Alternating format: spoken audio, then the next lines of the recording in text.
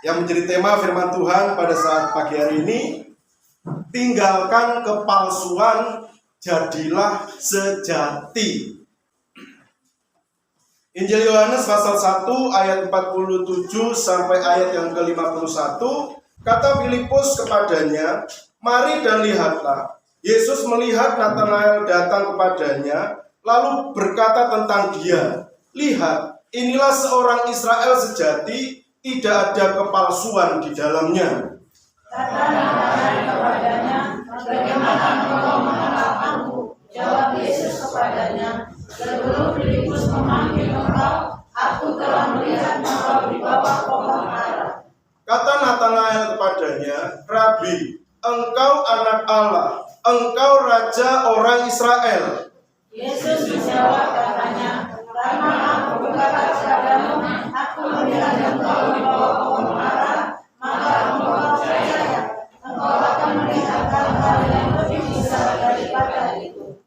Lalu kata Yesus kepadanya, "Aku berkata kepadamu, sesungguhnya engkau akan melihat langit terbuka dan malaikat-malaikat Allah turun naik kepada anak manusia." Kita kembali baca di ayat yang ke-47 sama-sama.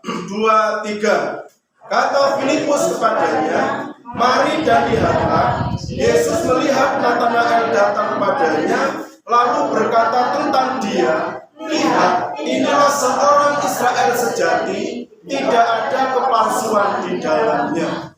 Yesus melihat Natanael yang dibawa oleh Filipus, dan tentang diri Natanael, Yesus memberikan satu statement. Dia mengatakan, "Lihat, inilah seorang Israel sejati, tidak ada kepalsuan di dalamnya." Natanael yang disebut di sini, yang artinya adalah pemberian dari Allah, ya, menjadi tokoh pribadi, saudara, yang Yesus sendiri menyatakan tentang diri Natanael, "Inilah seorang Israel sejati, tidak ada kepalsuan di dalamnya."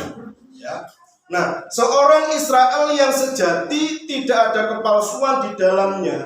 Di ayat yang terakhir, di kalimat terakhir dikatakan di sana, "Engkau Natanael akan melihat langit terbuka dan malaikat-malaikat Allah turun naik kepada anak manusia." Bahwa Natanael akan melihat langit terbuka dan malaikat-malaikat Allah turun naik kepada anak manusia. Bicara tentang kerajaan surga, bicara tentang hidup kekal selama-lamanya, bicara tentang sukacita sepanjang masa, ya, hidup di dalam kerajaan surga. Ini yang akan dialami oleh Natanael kelak, saudara. Natanael yang disebut, dia adalah seorang yang sejati. Satu. Natanael yang disebut, dia adalah seorang yang tidak ada kepalsuan di dalamnya. Jadi tidak berlebihan kalau saya katakan Natanael ini merepresentasikan hidup kekristenan kita, saya dan saudara, di akhir zaman ini, saudara. Nah, kekristenan bagaimana yang dikehendaki Tuhan? Kekristenan bagaimana yang nanti melihat langit terbuka, malaikat-malaikat Allah turun naik kepada anak manusia? Kekristenan yang pertama disebutkan di sana, dia adalah seorang yang sejati. Nah, yang kedua, dia adalah seorang yang tidak ada kepalsuan di dalamnya, saudara. Nah, ini. Ya. Inilah seorang Israel yang sejati, ya. Bicara tentang kata sejati itu tulen, saudara.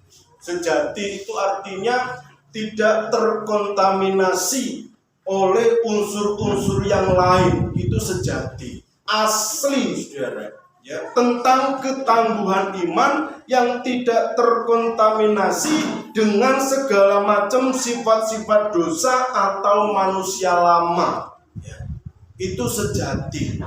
Ya, seorang pribadi yang sejati, tangguh imannya, tidak terkontaminasi oleh sifat-sifat dosa ataupun segala macam bentuk manusia lama, ya, yang kecenderungannya berbuat dosa. Tidak. Ya. Jadi pesan yang pertama yang bisa kita lihat sebagai anak-anak Allah yang kelak kita akan melihat langit terbuka, malaikat-malaikat itu turun naik kepada anak manusia, kepada pribadi Yesus, menjadi seorang yang sejati, Israel rohani yang sejati, ya, yang tangguh imannya, yang tidak gara-gara masalah, yang tidak gara-gara hal-hal tertentu kita menjadi mundur, kita meninggalkan Tuhan, kita menjadi mbalelo dalam iman pengiringan kita kepada Tuhan. Seorang akan menjadi sejati kalau yang dipegang itu juga sejati. Amsal pasal 11 ayat yang ke-19, 2 dan 3. Siapa berpegang pada kebenaran yang sejati menuju hidup, tetapi siapa mengejar kejahatan menuju kematian. Kalimat pertama, siapa yang berpegang pada kebenaran yang sejati menuju hidup. Ya. Kalau dalam bahasa Jawa, sing sapa gondeli kabeneran kang sejati itu ngener marang urip. Ya. Urip kang langgeng, saudara. Firman Tuhan, pribadi Yesus Kristus itu adalah kebenaran yang sejati. Jadi mutlak kebenaran yang sejati itu yang menjadi gondelane kita, saudara, ya. Yang menjadi pegangan kita senantiasa memegang kebenaran yang sejati agar pribadi kita menjadi pribadi yang sejati. Jadi bukan benar secara umum, bukan benar secara turun-temurun, tradisi, adat, dan seterusnya. Bukan benar menurut kita sendiri, tetapi kebenaran yang memiliki otoritas tertinggi atas seluruh hidup saudara adalah kebenaran firman Tuhan. Alkitab ini adalah satu-satunya kebenaran. Dan di luar Alkitab itu bukan kebenaran. Pedoman kita adalah kebenaran firman Tuhan yang adalah pribadi Yesus sendiri, ya. Supaya kita disebut sebagai seorang Israel yang sejati. Jadi orang Kristen, jadilah orang Kristen yang sejati, ya. Jangan menjadi orang Kristen yang gampang sekali dibimbangkan, ya, gampang sekali terkontaminasi, terpengaruh oleh hal-hal yang lain yang di luar kebenaran firman Tuhan. Bahaya. Bukan berdiri di tengah badai dengan kekuatan yang kau berikan. Tetap berdiri, saudara. Apapun situasinya, selama kita berpegang teguh kepada kebenaran yang sejati, kita pun menjadi orang-orang yang tidak gampang dibimbangkan oleh situasi apapun yang ada di sekitar kita. Tangguh berdiri, kuat berdiri.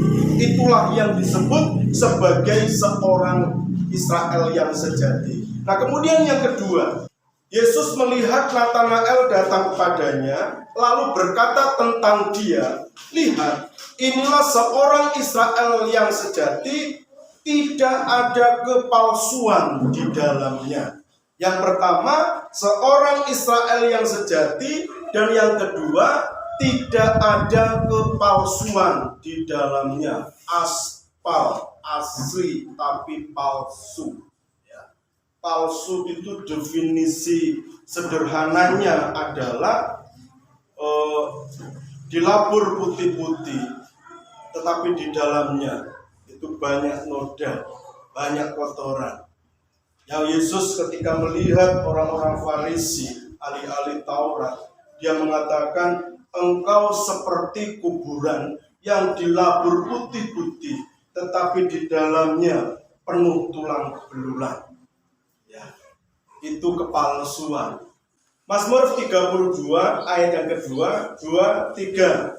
Berbahagialah manusia yang kesalahannya tidak diperhitungkan Tuhan dan yang tidak berjiwa penipu, ya. Berbahagialah, siapa yang disebut berbahagia adalah orang yang kesalahannya tidak diperhitungkan Tuhan dan yang tidak berjiwa menipu. Ya, artinya begini saudara, ya, Yesus atau Tuhan itu tidak berkata di sini bahwa manusia, saya dan saudara itu hidup tanpa salah, hidup tanpa dosa. Tidak. Dan ketika kita minta ampun, kita mengaku salah, maka semuanya itu diampuni. Tetapi yang menjadi titik poinnya di sana adalah yang Tuhan cela, yang Tuhan tidak inginkan terjadi dalam hidup kita adalah berjiwa penipu. Saudara jatuh dalam dosa, saudara minta ampun kepada Tuhan, maka dosa saudara diselesaikan oleh Tuhan. Di hadapan seorang kita A, di belakang pun kita juga A. Di depan orang tersenyum, di belakang orang pun kita tetap tersenyum. Jangan pernah di depan kita tersenyum, tapi di belakang senyuman itu berubah menjadi celaan. Senyuman itu berubah menjadi cacian. Senyuman itu berubah menjadi makian. Tidak seperti itu. Tapi di depan kita tersenyum, di belakang pun kita tersenyum. Di depan A kalimat kita A, di belakang pun kalimat kita tetap A. Sama. Itu tidak ada kepalsuan. Hati-hati saudara. Akhir zaman ya sulit sekali membedakan mana yang benar-benar murni asli anak Tuhan ataupun yang bersikap palsu. Jangan heran, oleh sebab itu kan ada banyak nabi-nabi palsu, mujizat-mujizat palsu. Dan itulah memang akhir zaman yang memang seperti itu, saudara. Oh kayaknya itu wah sungguh-sungguh sama Tuhan, total melayani Tuhan, total bekerja buat Tuhan, total pokoknya itu mungkin nyumbang sesuatu untuk Tuhan, tetapi punya tendensi, ada indikasi-indikasi tertentu, itu juga palsu, saudara. Hati-hati. Kita apa adanya, ya. Sesederhana kita, inilah kita di hadapan Tuhan, ya. Wajah kita, inilah wajah kita, ya. Adanya kita, inilah adanya kita, ya. Sebab Tuhan lebih menyukai orang yang tampil apa adanya daripada dibalut ada banyak hal, ya, yang hanya menunjukkan kepalsuan. Inilah seorang Israel yang sejati. Inilah seorang Israel yang tidak ada kepalsuan di dalamnya. Yang kelak kemudian dia akan melihat langit itu terbuka, malaikat-malaikat turun naik kepada anak manusia. Itu yang menjadi tujuan hidup saya, saudara. Benar-benar asli, yang benar-benar tulen, tidak ada kepalsuan. Tampil apa adanya, tampil apa adanya. Jadilah seorang Israel yang sejati, yang pertama. Dan yang kedua, jadilah seorang Israel yang tidak ada kepalsuan di dalamnya. Apa adanya. Tuhan Yesus memberkati kita. Kita naikkan pujian ini kembali dari awal.